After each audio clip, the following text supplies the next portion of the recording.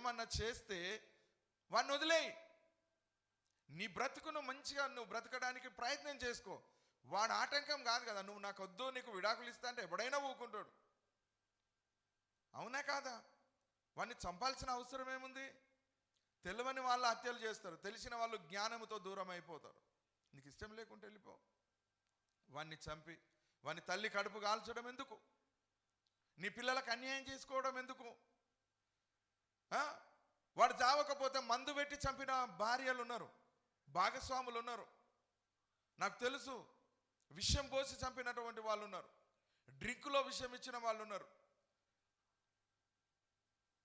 త్రాగుడు బీరులో బ్రాండ్లో మందులో మత్తులో ముంచి చంపిన వాళ్ళు ఉన్నారు.